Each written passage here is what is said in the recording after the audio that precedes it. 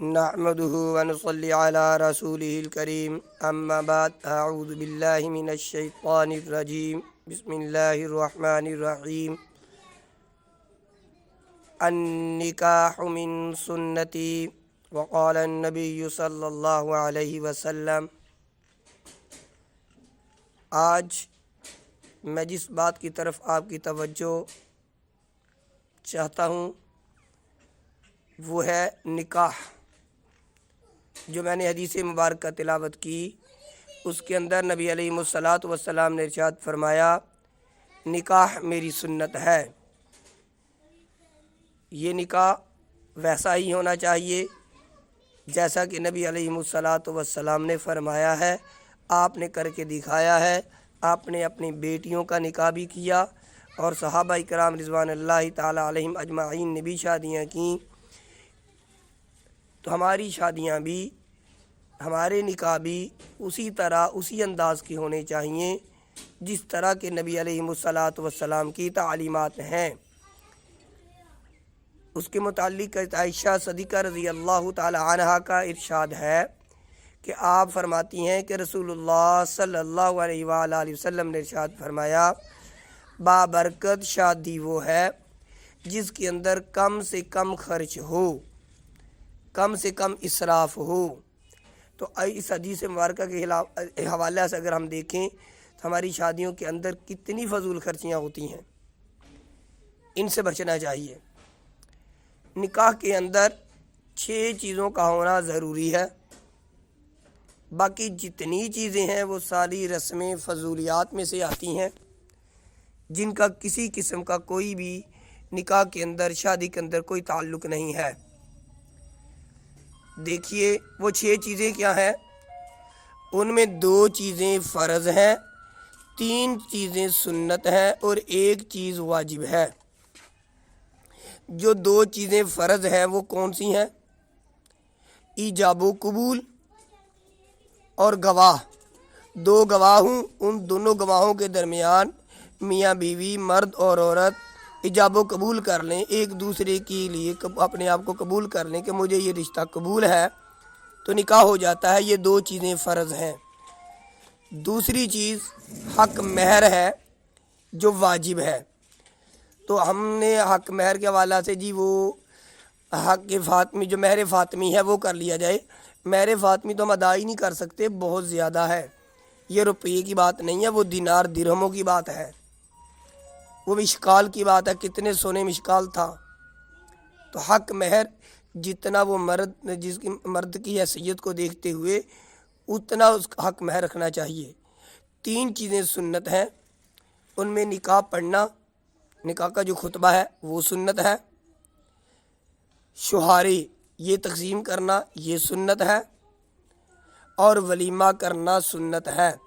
ولیمہ بھی استطاعت کے مطابق، جیسے کہ ایک دفعہ کپڑے کے اوپر کوئی رنگ حضرت عبد الرحمن بن عوف رضی اللہ تعالیٰ عنہ کے کپڑے پر نبی علیہ الصلوۃ والسلام نے دیکھا تو فرمایا عبد الرحمن یہ رنگ کس چیز کا ہے؟ عرض کیا یا رسول اللہ صلی اللہ علیہ وآلہ وسلم میں نے ایک عورت سے شادی کی ہے اتنا کچھ کھجوروں کے مہر ادا کر کے۔ تو آپ علیہ الصلوۃ والسلام نے فرمایا عبد الرحمن ولیمہ بھی کرو، بے شک ایک بکری ہی کیوں نہ ہو۔ اب اس میں 2 چیزیں غور کرنے کی بات ہے، ایک ولیمے کا حکم دیا گیا اور اس کے اندر بھی یہ چیز دکھائی گئی کہ جتنا بھی تمہارے پاس استطاعت ہے اتنی کر لی جائے۔ دوسری چیز یہ ہے کہ عبد الرحمن بن عوف رضی اللہ تعالیٰ عنہ عشرہ مبشرہ کے صحابی ہیں۔ عشرہ مبشرہ وہ لوگ ہیں جن کو ایک ہی محفل میں بیٹھ کر نبی علیہ الصلوۃ والسلام نے ارشاد فرمایا تھا کہ یہ جنتی ہیں۔ ابو بکر فی الجنہ، عمر فی الجنہ، عثمان فی الجنہ، علی فی الجنہ، عبد الرحمن بن فی الجنہ۔ یہ 10 صحابہ ہیں جن میں سے عبد الرحمن بن عوف رضی اللہ تعالیٰ عنہ کا نام مبارک بھی ہے۔ اب دیکھیے انہوں نے شادی کی اور نبی علیہ الصلوۃ والسلام کو دعوت نہیں دی، آپ کو نہیں بلایا۔ اب نبی علیہ الصلوۃ والسلام کی ذات سے بڑھ کر تو کسی کی ذات نہیں ہو سکتی، ان سے بڑھ کر کسی کی محبت کسی کے دل میں نہیں ہو سکتی۔ حدیث مبارکہ بھی ہے لا یؤمن احدکم حتی اکون احب الیہ من والدہ وولدہ والناس اجمعین۔ کوئی بھی شخص اس وقت تک ایمان والا نہیں ہو سکتا جب تک کہ وہ اپنے والدین، اپنے بچوں اور اپنی جان سے زیادہ محبوب نبی علیہ الصلوۃ والسلام کی ذات کو نہ رکھے۔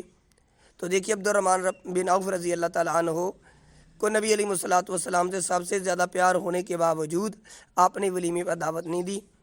اب اس بات پر بھی ہمیں دو سبق ملتے ہیں کہ کم سے کم جتنی اپنی استطاعت ہے اس کے مطابق لوگوں کو دعوت دے دی جائے، مدعو کر لیا جائے، اور جن کو مدعو نہ کیا جائے، دوسری بات جو ہے وہ یہ کیا ہے کہ جن کو مدعو نہ کیا جائے وہ بھی ناراضگی کا اظہار نہ کریں، وہ بھی اس چیز کو یہ نہ سمجھے کہ مجھے کیوں نہیں بلایا گیا۔ لیکن نبی علیہ الصلوۃ والسلام سے بڑھ کر تو کسی کی ذات نہیں ہو سکتی نا۔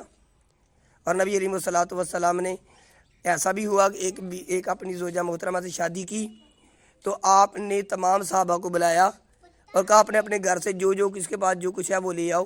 سارے صحابہ جو اس وقت موجود تھے بیٹھے تو اپنے اپنے گھر سے لے کر تمام کو مکس کر کے فرمایا کھاؤ، یہ میں نے جو رات کو شادی کی یہ اس کا ولیمہ ہے۔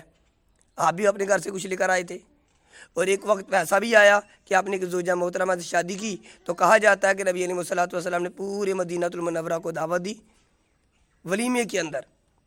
باقی بارات لے کر جانا، منگنی کرنا، یہ اپنے جو یہ انگوٹھی دے دو، یہ نیوتے وغیرہ کر لو، یہ ساری رسمیں فضولیات ہیں، ناجائز ہیں، گناہ ہے۔ اور اگر یہ چیز، یہ جو ہم پیسے دیتے ہیں کہ یہ پیسے جناب ہمیں یہ دے دیں، جو سلامی دیتے ہیں، اور اس کے اندر یہ نیت رکھ لی جائے کہ جی یہ ہمیں بڑھا کر ملیں گے بعد میں جب ہمارے کہیں کے عزیز رشتہ دار بیٹے کی شادی ہوگی، تو یہ تو سود بن جائے گا، سود کی ایک قسم ہے۔ ان چیزوں سے بچنا چاہیے۔ اصل چیزیں یہی ہیں، یہ جو 6 چیزیں میں نے ذکر کی ہیں۔ تو جب تک ہم اللہ کے نبی علیہ الصلوۃ والسلام کے حکم کے مطابق، اللہ کے حکم کے مطابق آپ کی سنت کو زندہ کرتے ہوئے شادیاں کریں گے، وہ سادی رہیں گی اور برکت والی رہیں گی۔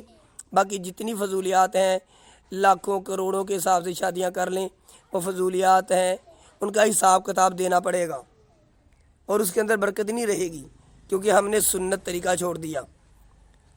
تو اللہ رب العالمین ہم سب کو سنت کے مطابق اپنی شادیاں، اپنے بیٹوں کی، اپنے بھائیوں کی، اپنی بہنوں کی، اپنی بچیوں کی شادیاں کرنے کی توفیق عطا فرمائے، اور اس کے اندر اللہ رب العالمین ہم سب کو سادگی والی زندگی اور اپنی اللہ رب العالمین اس کے اندر اپنی برکت والا معاملہ فرماتے ہوئے ہمیں اس کی توفیق عطا فرمائے۔